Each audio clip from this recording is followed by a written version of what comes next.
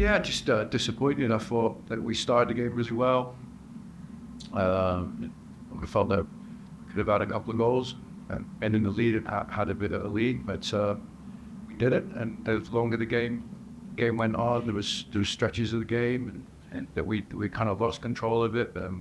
Management went to in control of it, and tough goal to concede to lose the game. Had big chances at the end, but yeah, it's just disappointing for the players. I thought that they got periods in that game that they were very good. So I mean, yeah, listen, wait. Hi, Chris. Matt Pollard, Burgundy Wave. Abe's first start at home, had a couple good saves, had a couple difficult moments that he dealt with as well. I don't think he's at fault of the goal personally. Your thoughts on what he did tonight and earning it all season long to build up to this? Yeah, thanks for that question. I'm so pleased for him. He's to be in that role where you're kind of like a third goalkeeper. It takes a certain level of character, commitment as a person. I think, he trains every day, he's committed, he cares passionately about the club. And, obviously with Marco's illness, that gave him the opportunity. And like all young players, when they get an opportunity, you kind of find out where they are. And I thought Abe was fantastic tonight. It was, he could, no fault of the goal. I thought he did everything right. Made a fantastic save early in the game. So I was delighted for him. Really, really pleased. Hey, Chris, Brendan Malone for the Denver Post. Obviously a tough way to end 2023, but I guess a positive was that we saw the homegrowns, and at one point we saw 5 on the pitch at one time, and that's probably a club record, I'd assume. I know you spoke about last week the pathway for Seb, and generally young players moving forward, but for how big of a role could those 5 play looking forward to next year, and kind of what it means for the younger guys now looking up and saying, yeah, there is a true pathway? Yeah, again, great question. Thank you, Brendan. I mean, when we talk about a drive to youth at this club, that has to mean something. And, I think with young players, they need an opportunity and they need a chance. And I was delighted to give them that. And I think very rarely when you give young players a chance, they let you down. Very rarely. That I have a development background, so I have that's my passion. But our club is about a drive to youth. It has to have passion. We have to give young players a chance. And I think we've seen in these last few weeks, some of these young players have got such high potential and good ability levels. And I hope our fan base can see some of the potential that some of our young players have. And I think they've done really well for the club. Bennett. Hey, Chris. Keith Richards, Team MBS Media. Like we know, it was a disappointing season. What was your message to the team in the locker room with all the uncertainty facing the team in the offseason? Yeah, thank you, Keith. Just thank you, really. Thank you to them. I think it's a difficult situation. For the most part, these are all young men. So young people, young men, when they go through adversity and they go through challenge and a changing coach and a lot of criticism, I think that, we've asked a lot out of them in the last month or so in these last 8 games. And I felt they showed a lot of spirit and fight, and it's disappointing to lose. And, that the quality wasn't there at times, but that wasn't, I don't think, from a lack of effort or a lack of commitment. And so it was thanking them for that and what they've done in this last period of time. And I think we're all ready for this, now the season's ended, to look forward now and be positive as we go into this next season. Right. Hey, Braden Nurse, Denver Sports Magazine. What did you see from the players just in terms of what this game meant to them, given how the RSL matchup has gone this season and just their effort on both sides of the ball tonight? I think you could see from our start, that sometimes, I think a few weeks ago in particular, we didn't start games particularly well, but today I thought we started really, really well. We were really on the front foot. We created some really good chances to take the lead.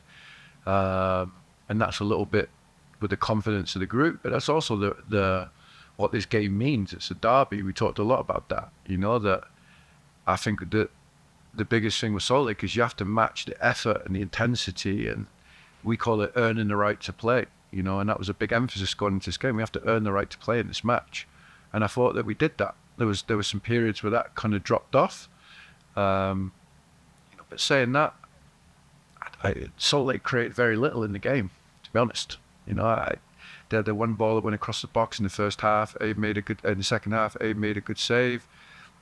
Outside of that, although we had periods without the ball, we've kind of restricted them. And so I was really pleased, with some of the things we talked about in earning the right to play.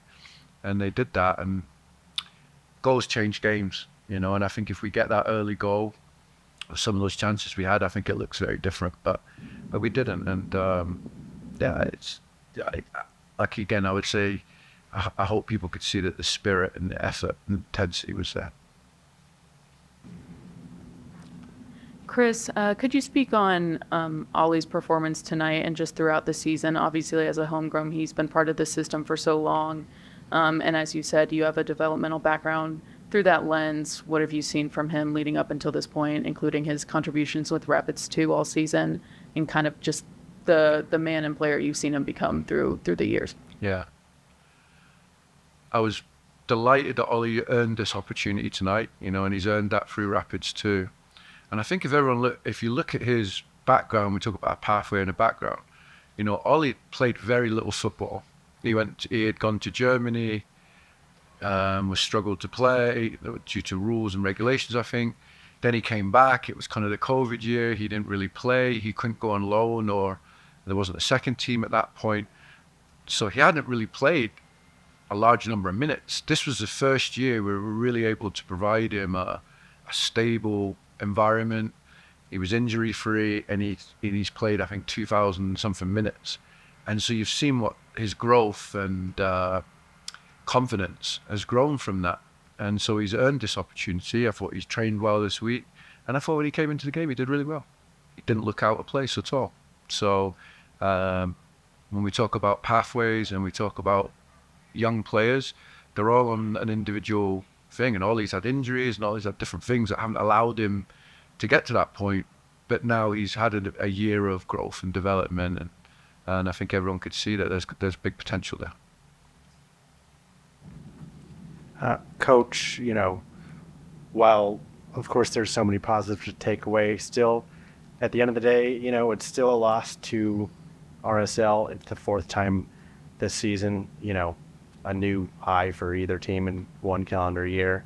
I know everybody in that locker room has said how much this derby game means, but it's a broad question, but what has to be different, I guess, to flip the results next year and really start turning the tide in this club's favor? Yeah, it's a very fair question. It's something that hurts, right? You're in a derby, you're playing your rival. I know how much it means to our fans, and to lose that number of games, it's so disappointing. Yeah, I think the manner of the goal really kind of hurt as well. I think at other moments in the game that's called a foul. In that moment, it wasn't, and also looked like the ball could have been out of play. So there's different things to it. So the goal itself was tough to take. I thought we deserved better from the game. I thought we deserved more out of the game. But that's football. And, to answer your question, I think you got to do the basics and earn the right to play in those games. And we have to keep getting better at that. And we've got to kind of turn the tide and the momentum of this for sure. Chris, like Brendan said, in what was a disappointing season, this was a night to celebrate our fans, to celebrate the support that they've given us throughout the year. Could you just speak on their influence being here at home, feeling their strength behind us in these important games, no matter how the result turns? Yeah, we kind of met with some of the staff here at the club this week, and we'd said to them that, the attendances and the support we've got this year with a season that we're all disappointed in has been fantastic. So can't thank the fans enough. Even tonight till the end, the atmosphere, the energy, they were willing, the players. I thought the one where Kevin went through, it was like, there was 5,000 people behind that goal, kind of willing that ball to go in, and unfortunately it didn't. But I thought that they did that, and that's what hurts a little bit, that we've let them down, and we want to give them more, and I'm disappointed that we've lost that game and the support we've had and the support we've received all year. So all I can do is thank them, apologize it hasn't been better, that we're trying everything we possibly can and to work as hard as we can to try and improve things, and we're hoping that next year will be much more positive.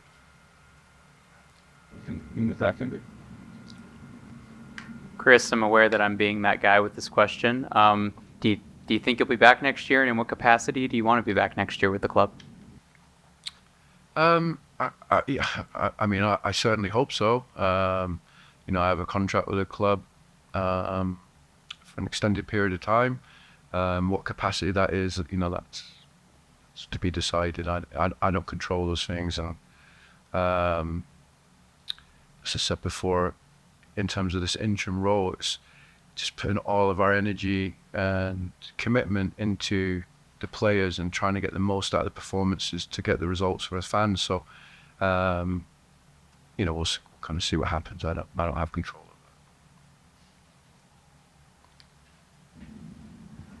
of that. Coach, I guess kind of going off of that, as you mentioned, putting all the energy and effort. When you think about the games you were able to lead the club, kind of what stands out to you about this time period for you? The first emotion I have is just gratitude. I'm really grateful for the opportunity. It was a very difficult situation. I think, we'd been obviously in a pretty bad run. I think we'd scored 1 goal in 9 games or whatever it was. Players were low in confidence. A lot of players out of contract. So there's a lot of things to manage, with that. But just really grateful for them. I thought that we came together. We played 7 playoff teams out of 8. I think multiple teams that are in the top 4. And we showed in every game, I think outside of Houston, in every game that we were competitive. And it could show the players that we can compete with anybody in this league. And so, out of the 8 games, I think outside of the Houston game, been really pleased with large parts of the performances. Could the results have gone better for sure in some of those games, but given where we were, 2 wins and 2 draws out of 7 playoff teams, there's stuff to be positive there to end the season with as we move into the off season and next year.